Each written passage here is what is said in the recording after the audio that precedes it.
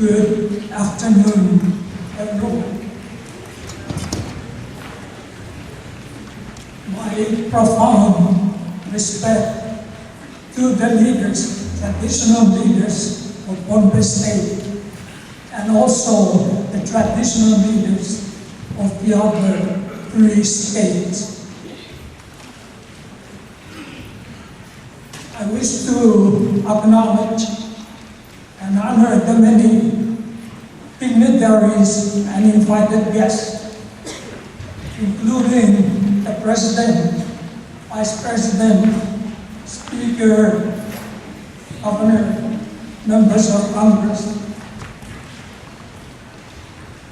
Secretary of the Department of Education, members of the Cabinet, members of the legislatures, traditional leaders again, members of the diplomatic corps, and friends of the college.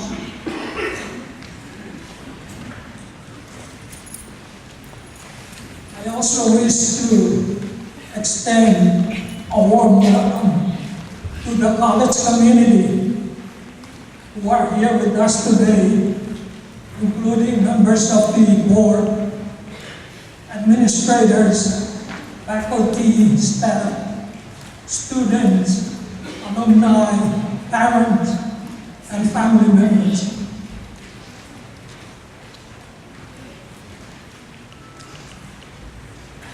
It is my great honor, on behalf of the Board of Regents, to welcome all of you to today's event. Although we don't have all our leaders with us, we appreciate very much the presence of those who are here today. I thank you all for joining us at this very important occasion for all of us. Today marks a new chapter in the history of this institution. We are here to welcome, inaugurate, and show our support for Dr. Joseph Pacey, our 5th president, who will lead the college for the next few years. Under his leadership, and with the support of our stakeholders, I'm confident the college will be successful at ensuring a sustainable future and remaining relevant to the changing needs of our nation as it strives for increased self-reliance. This is probably the first time ever that COMFSM is honoring a new president by holding an investiture to introduce him to the college community, to the nation's leadership, and to the community at large. The board felt that having such a ceremony would be an excellent way of rallying all of us behind President Pacey. Only by uniting ourselves for a common purpose will we be able to address successfully the many difficult issues impacting the future of the college. As chairperson of the board, I wish to challenge the college community, students, faculty, administrators, and staff to unite behind President Pacey and march along with him. Without the cooperation and support of the internal stakeholders, he cannot bring about the changes needed to improve the college. We can only solve the the challenges we face today if our internal stakeholders are together and marching and paddling in the same direction. It is them, more than any other group, that will make a difference for the college.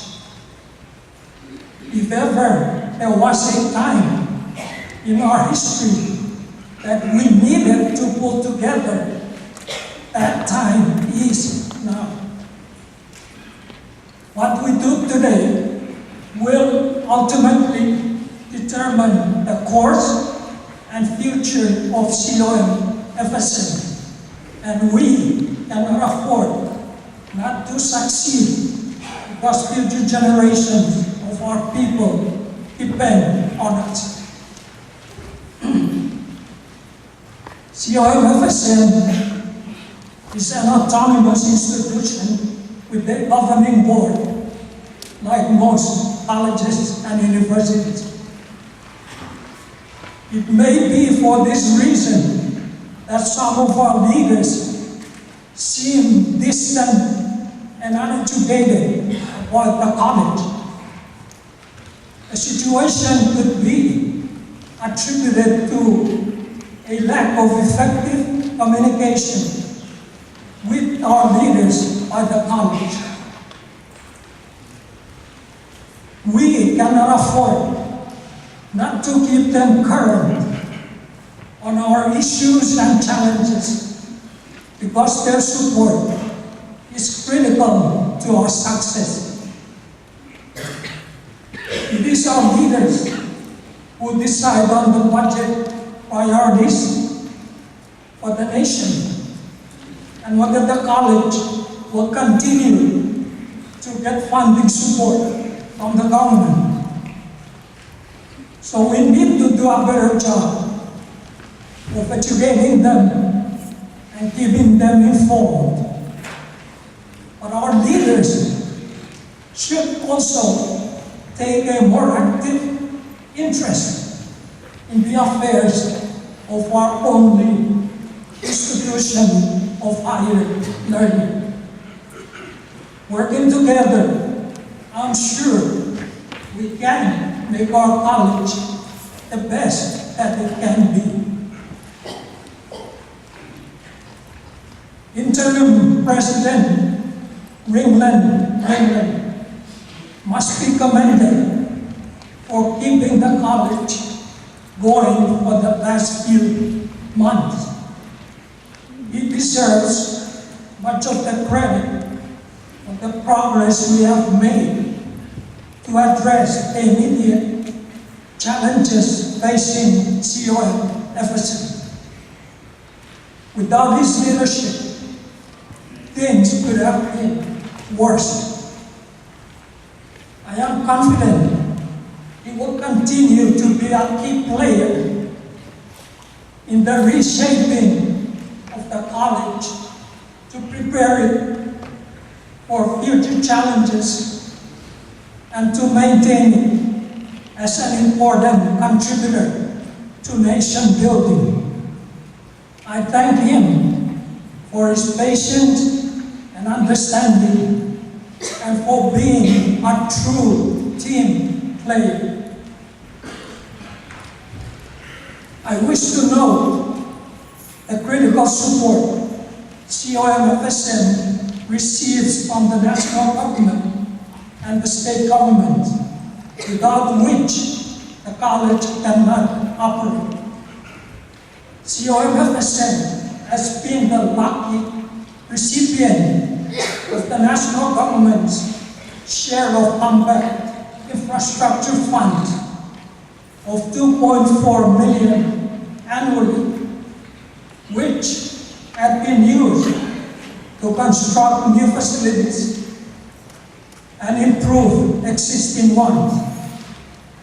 It also receives $3.8 million for operation from Compact grants through annual congressional appropriation. Unfortunately, the United States government unilaterally reduced its funding by $700,000 annually, beginning in fiscal year 13, until the amount is reduced to a mere million, and to suspend future construction of new facilities. While the college is strongly opposed to this decision, it does not appear the decisions will be reversed. Accordingly, the college is now reviewing different options to either make up the loss or to cut programs and services. I say it's time for our leaders to step up to the plate and consider investing more of our local resources in the college. Hopefully, we will see some movement in this regard as a result of the just concluded leadership conference. Before closing, I would like to welcome President Daisy to the FSM and to assure him of the board's full cooperation and support as he assumes his new responsibility for the college during these difficult times. I am grateful that we have some of our leaders with us today whose presence underscores their support for the college and readiness to work with our new president.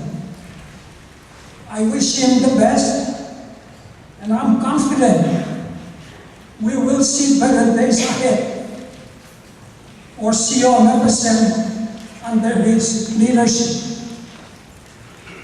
I know he would like to leave the college better than he found it.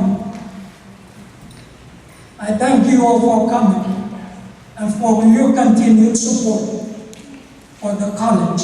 Thank you.